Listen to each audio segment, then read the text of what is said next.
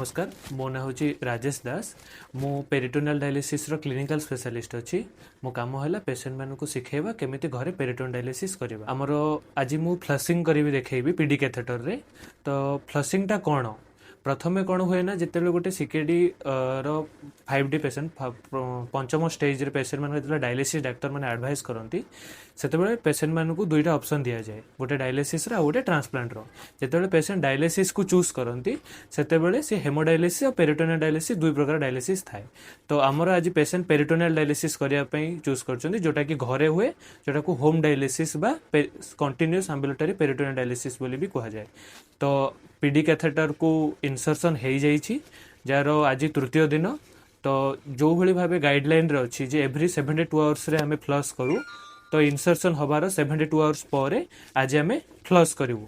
अच्छा फ्लशिंग माने कौन फ्लशिंग हूँ पेरिटोनियल डायलिसिस कैथेटर रे आमे फ्लूइड को इन कर फिल करूँ देन इमिडिएटली ताकू ड्रेन आउट कर दो फ्लश करिवार रीजन हूँ जे इनसर्शन हैला बेले जेते बेले किछि क्लॉट थाए बा किछि फिब्रिन ब्लॉकेज थाए तो ताकू आमे क्लियर कर दो सफा कर दो जो थरे कि आमे 10 रु 14 दिन पर जेते बेले आमे पीडी फुल वॉल्यूम रे स्टार्ट करू सेते बेले कैथेटर ता भलो भाव रे काम करूथिबो। चलो तो देखिबा आमे फ्लशिंग रे कौन कौन आवश्यकता अच्छी आ हमें फ्लशिंग को केमिति करिबा तार प्रोसीजर ठीक अछि। तो प्रथम हमको दरकार होची पेरिटोनियल डायलिसिस रो फ्लूइड जोटा बहुत प्रकार पीडी फ्लूइड आसे peritoneal dialysis solution 1.5% dextrose 2.5% dextrose 4.25 dextrose and 7.5 आइकोडेक्सिन थाए जोटा एक्सटर्नल कहा जाए बट आमे फ्लशिंग रे सब बेले लो डेक्सट्रोज सॉल्यूशन को यूज करू 1.5%। ता सहित हमको दरकार ट्रांसफर सेट एबे केवल पेशेंट को पेटरे पेरिटोनियल डायलिसिस कैथेटर लगी तो ताकू आमे ये गोटे टाइटेनियम अडाप्टर आउ ट्रांसफर सेट को लगाऊ टाइटेनियम अडाप्टर रो काम होची जे पीडी कैथेटर और ट्रांसफर सेट को कनेक्ट करबा पे हमें ताकू यूज करू जोटा से दुही जन को कनेक्ट करिवो किछि से भितरे गैप रखिवो नाही और ये ट्रांसफर सेट रे जेते बेले पेशेंट माने निजे घरे करंती सेते बेले याकू छुई कि ये ट्रांसफर सेट को धरी कि एथरे से माने पीडी फ्लूइड कनेक्ट करंती ताको फिल करंती पीडी फ्लूइड को एंड पीडी फ्लूइड को ड्रेन आउट करंती पीडी कैथेटर को डायरेक्ट टच करिया पे हमें दोनाऊ और टाइटेनियम अडाप्टर टा सब दिन पाई थाए परमानेंट थाए बट ट्रांसफर सेट को एवरी 4 to 6 मंथ भीतर हमें चेंज करू थाउ ता सहित हमर एटा होची ब्लू क्लैम्प जेटा को हमें शॉर्ट नोज आउटलेट क्लैम्प को एटा पीडी फ्लूइड को इन कला बेले ताको क्लैम्प करिया पे हमें व्यवहार करू ता सहित हमको हेपारिन भी दरकार होता है हेपारिन जिते आम कैथेटर को हेपारिन लॉक करूँ से हमको हेपारिन आवश्यकता होता है और यहाँ हूँ मिनी कैप पोविडेन आयोडीन आडेड थाए जोटा कि आम फ्लशिंग सरला पर बा एक्सचेंज प्रोसीजर सरला टाइम रे आम सबु थर नुआ नुआ कैप यूज करूँ तो आम नुआ कैप यूज करने आम मिनी कैप भी नौ। पेरिटोनियल डायलिसिस कैथेटर एटा हूँ तार इनसर्शन पॉइंट एटा हूँ तार exit side peritoneal dialysis catheter एपटे बाहर तो मु एठी टाइटेनियम अडाप्टर आउ ट्रांसफर सेट एबे कनेक्ट करी प्रथमे मु गोटे गज रे बेटाडिन नहीं कि पीडी कैथेटर को प्रथमे सफा कर देबी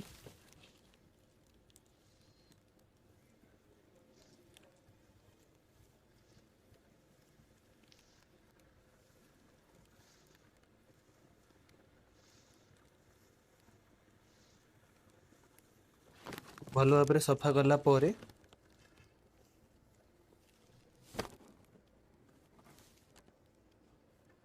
मु टाइटेनियम अडाप्टर को कनेक्ट करी पीडी कैथेटर रे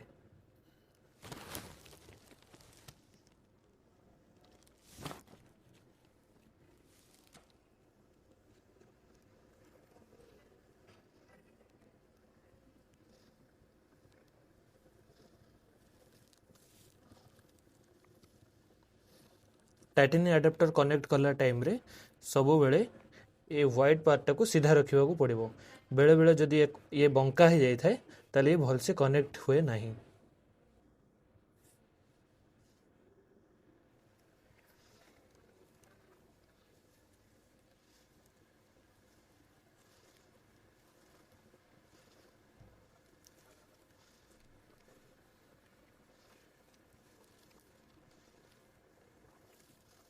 टाइटेनियम अडाप्टर टा कनेक्ट हो गला एबे ता सहित मु ट्रांसफर सेट को कनेक्ट करी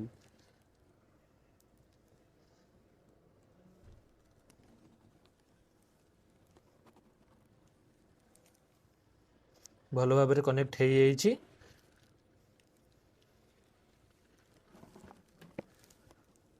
ये रहा पीडी कैथेटर जोटा सिलिकॉन मेड रबर कैथेटर होता है जोटा परमानेंट थाए। ता सहित ये हूँ titanium adapter. Titanium adapter PD catheter सब परमानेंट एंड एटू ट्रांसफर सेट टी 4 ରୁ 6 मंथ भितर आम ताको चेंज करूँ। वर्तमान पीडी फ्लूइड को कनेक्ट करके एबे आमे फ्लश करिवु। या पूर्वरु मु पीडी कैथेटर रे ट्रांसफर सेट और टाइटेनियम एडाप्टर कनेक्ट कर देइछि। तो एबे मु पीडी फ्लूइड को नेकी कनेक्शन देकी फिल करिवे और ड्रेन आउट करिवे फ्लश करिवे। तो पीडी फ्लूइड को मु कनेक्ट करबा पूर्वरु या भितरे मते पीडी फ्लूइड रो क्लैरिटी भी देखिबार अछि से क्लाउडी अछि कि ठीक अछि। तो ताको सेतबे मु लाइट रे देखिबी क्लाउडी अछि कि नै मते बहुत क्लियर भाबे देखा जाउछि।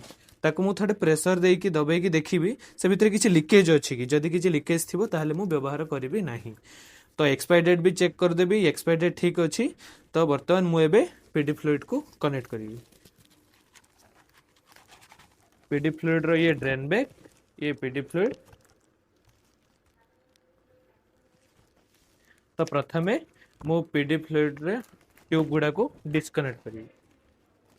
डिस्कनेक्ट कला बेले मु सावधान रो सहित करिबी जो थरे कि मोर हाथ कोनोसी जगह रे टच न हुए।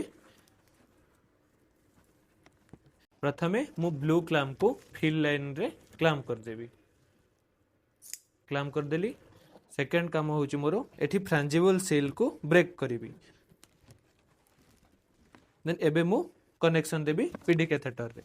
कनेक्शन कला देला बेले मु सावधान रो सहित करिबी जे मते जेते बेले मु पुल रिंग को डिस्कनेक्ट करिबी आ मु ट्रांसफर सेट कनेक्ट देरी सेते बेले ता टाइम रो गैप 1 ରୁ 2 सेकंड भितर हबो अधिक समय जेमती न लागिवो। तो एटा को पुल रिंग कहा जाए एटा को ट्रांसफर सेट कहा जाए। तो मु पुल रिंग को लिटिल फिंगर रे पुल करिबी आ सब बेले ध्यान रखिबी जे मोर ट्यूब टा सब बेले डाउनवर्ड हे के रहइबो। मु पुल रिंग को कर देली।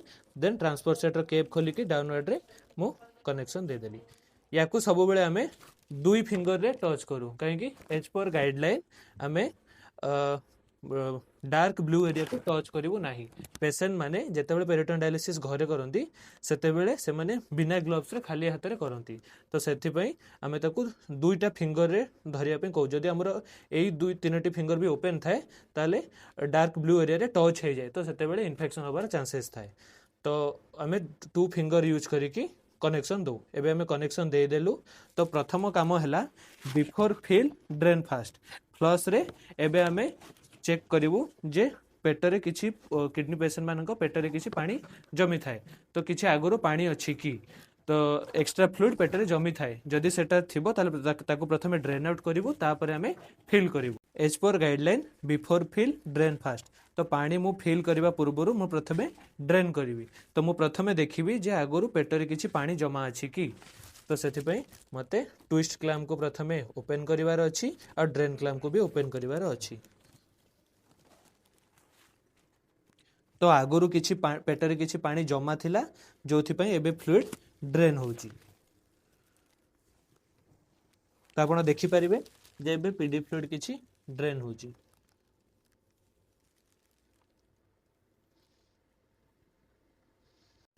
तो एबे एसाइटिक फ्लूइड आसीबा बंद हे जाईची। देखिनंतु एते सारा एसाइटिक फ्लूइड बाहरीची समस्तंकर आसेनी किछि जनकर एसाइटिक फ्लूइड आसे। तो एसाइटिक फ्लूइड कुआडे जमी थिबो पेटरे तापर पीडी फ्लूइड आमे जदि फिल करिबा ताले पेट फुली जिवार चांसेस थाए एब्डोमिनल प्रेशर होबार। तो सेथि पे हमरो गाइडलाइन कहे जे बिफोर फिल ड्रेन फास्ट। तो ड्रेन हे सारिची। तो सेथि पे मु एबे ट्विस्ट क्लैंप को बंद कर देबी एंड ड्रेन क्लैंप को भी बंद कर देबी। हमरो सेकंड गाइडलाइन होची फ्लश बिफोर फिल। तो हमको फिल करबा पूर्वरु हमको एयर को फ्लश करिवार अछि। तो एयर फ्लश करिया पे हेले मते ब्लू क्लैंप को ओपन करिवार अछि। देन मते ड्रेन क्लैंप को ओपन करिवार अछि। तो पेशेंट मानको हमें एया सिखौ जे एयर फ्री केमती हला से जानिबा पे हेले तो ड्रेन क्लैंप को ओपन करिकि 1 to 10 पर्यंत काउंट करिवे। मो ड्रेन क्लैंप को ओपन कर देली 1 2 3 4 5 6 7 8 9 10 10 हला परे मु ड्रेन क्लैंप को बंद कर देली। देन एबे मु ट्विस्ट क्लैंप को ओपन करिवि और पीडी फ्लूइड को पेटरे देबी। तो मुझे ट्विस्ट क्लैम्प को ओपन करदेली एबे पेटर फ्लूइड फिल होची। तो ये 2 लिटर बैग तो जेहेतु सार को ओजन हिसाब रे हमको करिवार अछि पीडी फ्लूइड आम फिल करिवार अछि आम 10 ml पर केजी हिसाब रे फिल करू। तो ओजन जदि 50 रु 60 थाए तो सेते बेले आम 500 ml फिल करू आउ इमिडिएटली आम ड्रेन आउट करू। तो अप्रोक्सीमेटली 500 ml फ्लूइड एबे आम फिल करिवु। और 500 ml फिल हो जाइए मु ब्लू क्लैम्प रे फिल लाइन को बंद करदेवी। एबे मु ड्रेन क्लैम्प को ओपन करदेवी। तो प्रथमे जो मु फ्लूइड को फिल कर दी ताको मु इमिडिएटली ड्रेन आउट करदेवी जो थे पीडी इंसर्शन कला बेले किछि जो रक्त क्लॉट माने रक्त जमाट बांधिकी थाए पेट भितर सी धोई के आसीजिवो। तो कैथेटर सब बेले सफा होइके रहइबो। फ्लश करिवार उद्देश्य होछि बस एतिकी। तो ये 2 मिनट्स लगी 500 ml फिल होगापी देन ड्रेन आउट होगापी भी सही 2 मिनट्स ही लगे। देन यही भाव आम पुणी आउे 500 ml फिल करूँ देन आम पुणी ड्रेन आउट करी 2 थर आम फिल करूँ ड्रेन आउट करूँ इमिडिएटली। यार हो सारापर जदि PD fluid drain out time रे हेमरेजिक देखा जाए बा नाली देखा जाए तो आम कौन करूँ पीडी फ्लूइड रे किछि मात्रा रे हेपारिन ऐड करिकी आम कैथेटर को लॉक कर दो। तो एबे मोर फ्लशिंग सरी जाइए। तो लास्ट को मु 200 ml फ्लूइड को बंचे की रखी थी कहीं मते हेपारिन लॉक करिवार अछि पीडी कैथेटर रे। कहीं पीडी फ्लशिंग टा आम रेगुलरली जेहेतु करूना तो कैथेटर ब्लॉक होवार चांसेस थाए। तो से आम 200 ml फ्लूइड रे हेपारिन ऐड करिकी आम पीडी कैथेटर को आम लॉक कर दो। तो से आम टिके गज रे बेटाडिन ऐड करिकी पीडी फ्लूइड रो आईपी मेडिकेशन पॉट जोटा कह जाए तो ताको आम गज रे कभर करदेबू 1 मिनट पर्यंत। तो एबे 1 मिनट हो जाइए तो ताको मु गज को काढ़ी देबी। एबे मते हेपारिन को आईपी मेडिकेशन पॉट रे दबार अछि। तो एज पर गाइडलाइन आमे 1000 IU हेपारिन नो।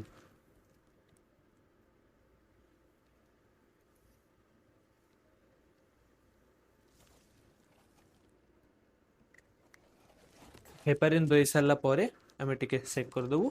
एबे आम ब्लू क्लैम्प को ओपन करिकी जो बची 200 ml फ्लूइड को आम इनसर्ट करदेबू पीडी कैथेटर जोटा कि पीडी कैथेटर रे हेपारिन लॉक होगी रहिबो नेक्स्ट फ्लश पर्यंत। तो एबे मोर हेपारिन लॉक हो जाइए। तो प्रथम काम है मु क्लैम्प करदेवी ना एयर जीवार चांसेस अच्छी। तो मुझे ट्विस्ट क्लैम्प को भी बंद करदेवी। तो मोर फ्लशिंग एबे सरी जाइए। लास्ट को मु हेपारिन लॉक भी कैथेटर रे कर देइछि।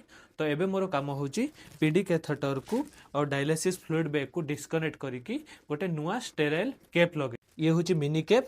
तो या को मु डिस्कनेक्ट करिकी मिनी कैप को मते लगेबार अछि। तो 2 फिंगर रे कनेक्ट करिकी डाउनवर्ड रे मते डिस्कनेक्ट करिवार अछि। इमिडिएटली एठी बेटाडिन ऑलरेडी एडेड थाए देन मु को मिनी कैप को लगे देली। तो एबे हमर फ्लशिंग कंप्लीट हो गया। तो एबे मोर फ्लशिंग सरी जाइए। फ्लशिंग सरी सारा पर आम पीडी कैथेटर को गोटे स्टेराइल वेस्ट पाउच जोटा पीडी बेल्ट बोली आम कहू तो से भितर आम ताको सुरक्षित भाव रखू। जितेबाला घरे लोक मैंने पेरिटोनियल डायलिसिस करते से डायलिसिस सारा भी वेस्ट पाउच रे पीडी कैथेटर को सुरक्षित भाव रखती। तो पीडी फ्लशिंग सरला परे बा नुआ रे पीडी कैथेटर इनसर्शन हो सारा पर आम पेसेंट मानक किछिटा गुरुत्वपूर्ण जिनस आम से बुझे थाउ जे से पीडी कैथेटर को कौ भली भाबे जत्न रे रखिबे। आम कहू प्रथमे पीडी कैथेटर इनसर्शन हबार 14 दिन पर्यंत पेटेकी शोवाई मना करूँ जो थे पेटरे प्रेसर होता है। तलू को नईकी किसी करने मना करि थाउ बा कड़े की शोवा बा पीडी कैथेटर को झिंकिबा टाणीबा आमे तांको मना करि थाउ जो दर कौन होता है ना किसी लिकेज होबार चांसेस थाए नुआरे। तो 14 दिन पर जितेबाला सी भलसे सुखी जाए बा हिल हो जाए तापर धीरे धीरे से सबु प्रकार काम करें। पेरिटोनियल डायलिसिस रे भी से नईकी बाइक चले पारे स्कूटी चले पारे कार चले पारे सब प्रकार काम करें कौन से रेस्ट्रिक्शन न थाए। बट इनिशियली किछि दिन पर्यंत आमे ताको सावधान सहित रहा कही थाउ। पीडी कैथेटर जत्न नापी आम पेसेंट मानक आडभाइस करूँ जे सी गाधे सारापर इमिडिएटली ड्रेसिंग टाक बदलेबे। तो ड्रेसिंग कोटा कौ भाई थाए ड्रेसिंग गोटे गज मात्र कैथेटर उपर दे माइक्रो पर देकी लगे रखी था। तो गाधे सारापर कौन हुए ना गजटा ओदा हो जाए तो ताकू इमिडिएटली ड्रेन आउट रिमूव करके आम मुपिरोसिन ऑइंटमेंट यूज करूँ। गाइडलाइन आम मुपिरोसिन ऑइंटमेंट लिखा अच्छी तो मुपिरोसिन ऑइंटमेंट दी गोटे गज लगे आम माइक्रो पर लगे दे था। तो पेसेंट मानक आम आडभाइस करूँ जे सब से सावर बाथ करेंगे माने जमीक पोखरी रे न गाधेवाई पानी ढालिकी मुंड पटू ना सावर रे से हिसाब से गाधेवाई कहूँ। पोखरी रे गाधेवाई आम मना करूँ। तो आम कैथेटर जत्न नापी यही सब किसी गुरुत्वपूर्ण तथ्य पेसेंट मानक आम शिखे था। तो आज फ्लशिंग रे बस एतिकी थिला।